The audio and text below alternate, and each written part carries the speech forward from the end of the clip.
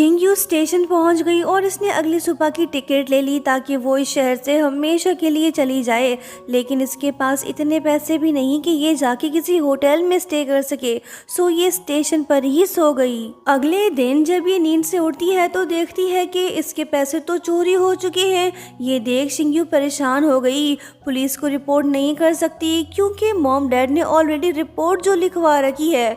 बिना पैसों के इस सिटी में सरवाइव कर पाना काफी मुश्किल है, इसे किसी की तो हेल्प चाहिए। फिर शिंगयू एक छोटे से नूडल शॉप गई और वहां उसने शॉप ओनर से उसका फ़ोन मांग लिया ताकि वो शैंग को कॉल कर सके, लेकिन उसका नंबर तो ऑफ जा रहा है, मतलब कि वो फ्रांस से अभी तक वापस नहीं लौटा। जब कहीं और जाने का ऑप्शन ही नहीं बचा तो शिंगयू ने सोचा कि वो यहीं पे काम करे ताकि कुछ पैसे कमा सके और यहाँ पे रह भी सके। पर इसकी तबीयत ठीक नहीं, बुखार होने के बावजूद भी ये बर्तन धो रही है। नेक्स्ट सीन में हम देखते हैं कि शैंग अब्रॉड से वापस लौट आया। जैसे ही वो अपने मोबाइल में मिस्ड कॉल देखता है तो वो बिना टाइम वेस्ट किए ही उस नंबर पे कॉल करने लगता है। थैंकफुली से शिंगयू की लोकेशन पता चल गई, ये उसी तरफ निकल पड़ा। साफ दिख रहा है कि इस लड़के को शिंगयू की फिक्र हो रही है क्योंकि ये जानता है कि वो मुसीबत में है। शिंगयू के मॉम डैड भी हर तरफ उसे ढूंढने में लगे हुए हैं। इनकी आंखों में आंसू हैं। ये पहले ही अपनी एक बेटी को खो चुके हैं, अब दूसरी को खोना नहीं चाहते। वहीं दूसरी तरफ फैंग शिंगयू तक पहुंच गया जो कि जियान का सबसे करीबी दोस्त है। उसने बिना कुछ सोचे समझे ही शिंगयू का हाथ पकड़ा और कहा कि चलो मैं तुम्हें घर ले चलता हूँ। पर शिंगयू वापस नहीं जाना चाहती तो उसने भागना ही बेहतर समझा ताकि कोई इस तक ना पहुँच सके। बाहर का मौसम काफ़ी ख़तरनाक सा है, टेम्परेचर माइनस में है। थकन, स्ट्रेस और बुखार ने शिंगयू की बॉडी को वीक कर दिया है। वो बेहोश होकर ज़मीन पे गिर पड़ी। बेहोशी की हालत में इसे अपनी प्यारी बहन दिखाई देने लगी। ये उससे कहने लगी कि शौयू, मैंने तुम्हारा रिवेंज ले लिया। शौयू खामोश है, वो इसलिए क्योंकि शिंगयू अभी तक पूरा सच नहीं जान पाई, मतलब कि अभी भी बहुत कुछ पता चलना बाकी है। शौयू के गायब होते ही हमें एक जाना पहचाना सा चेहरा दिखा। ये कोई और नहीं बल्कि शैंग है। लड़के ने इसे ढूंढ लिया। इसने फौरन से शिंगयू को उठाया और हॉस्पिटल ले गया। ये इसका साथ कभी नहीं छोड़ेगा। जब शिंगयू होश में आई तो वो हॉस्पिटल में थी, किसी को पता ना चले इसलिए शैंग ने इसका नाम गलत लिखवाया।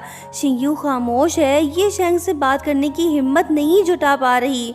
लड़के को इसकी ज्यादा फिक्र है, ये पूरी रात इसके साथ था, कहीं नहीं गया। शिंगयू उससे कहती है कि मुझे लगा कि तुम अब्रॉड में हो, वैसे तुम कब वापस आए? वो बोलता है, कहा था ना कि मैं हमेशा तुम्हारे साथ खड़ा रहूंगा।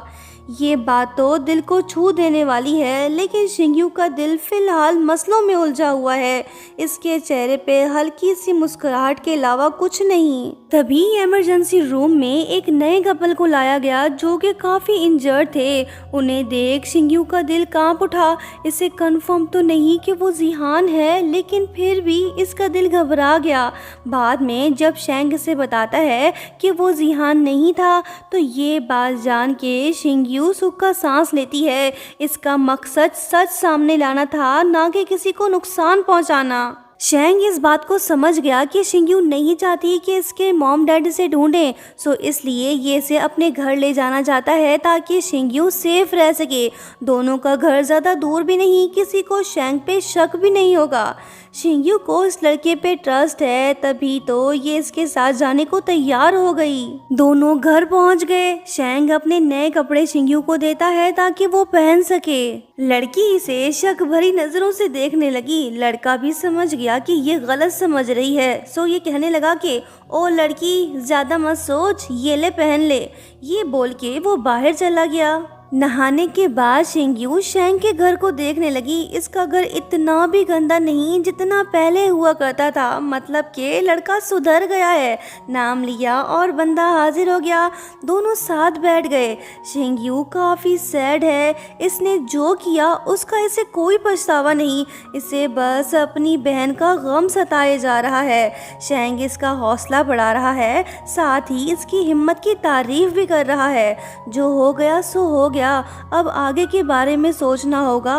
दोनों साथ में लंच करते हैं। शेंगयू इस सिटी में ज़्यादा अरसे तक नहीं रह सकती, इसे किसी दूसरे शहर में जाना होगा ताकि कोई इसे ढूंढ ना पाए। अगर ये मॉम डैड के पास गई तो इसे सबसे माफ़ी मांगनी होगी जो ये करना नहीं चाहती। शेंग से कहने लगी कि तुमने मेरी बहुत हेल्प की, डॉक्टर के पास भी ले गए, मुझे अपने घर में भी रहने दिया, वक्त आने पे मैं तुम्हें ज़रूर पे बैक करूँगी।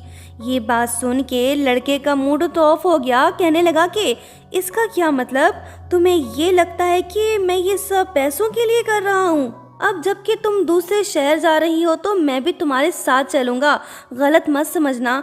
वैसे भी मैं यहाँ अकेले रह के बोर ही हो रहा हूँ, हम दोनों साथ रहें तो बेहतर है। ये लड़का अपना सब कुछ दांव पर लगा के लड़की को प्रोटेक्ट करना चाहता है, भले ही इसके लिए इसे अपने ड्रीम्स की कुर्बानी क्यों ना देनी पड़े, ये पीछे नहीं हटेगा। शेंगयू इसे मना नहीं करती, जब ये खुद इसके साथ जाना चाहता है तो इसे कोई एतराज़ नहीं। नेक्स्ट सीन में हम देखते हैं कि शेंग पियानो बजा रहा है। आफ्टर ऑल इसकी मॉम पियानिस्ट जो है उनसे ही तो इसने सीखा है। शेंगयू इसके पास खड़ी है, इसे लड़की की परफॉर्मेंस ऑसम लगी। शेंग इससे बोलने लगा कि लड़की, मैंने ये मुफ्त में नहीं बजाया।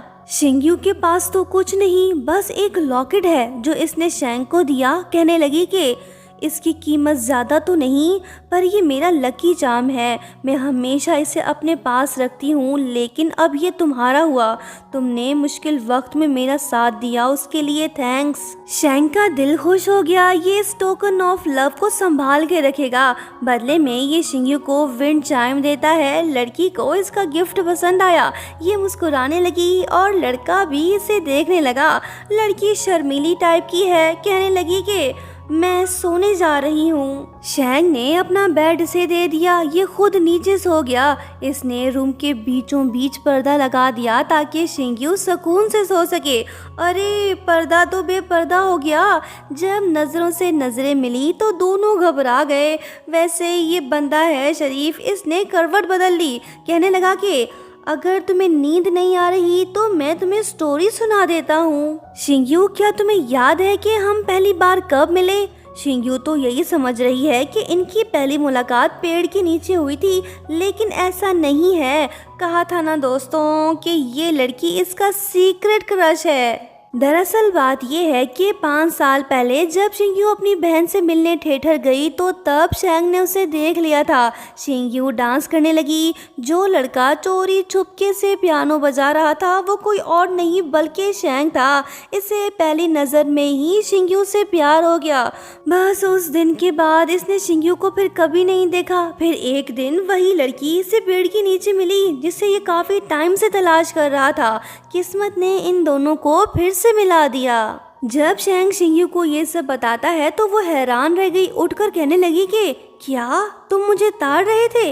वो बोलता है कि नहीं तो, वो बस एक कोइंसिडेंस था। क्या पियानो बजाने के लिए तुम मुझे थैंक्स नहीं बोलोगी? वैसे तुम उस दिन किसी अनाड़ी बदक की तरह डांस कर रही थी। तुम्हारा डांस जैसा भी था अच्छा था। इससे पहले कि शेंगयू से कुछ बोलती कि तभी प्यार का जिलजिला आ गया। शेंग शेंगयू को खींचकर अपने साथ एक कोने में ले गया ताकि दोनों सेफ रह सकें। जिलजिला तो बहाना है, दोनों को करीब लाना है। दोस्तों लाइक शेयर सब्सक्राइब और हाँ प्यारा सा कमेंट करते हुए जाना। Thank you so much for watching. Bye bye.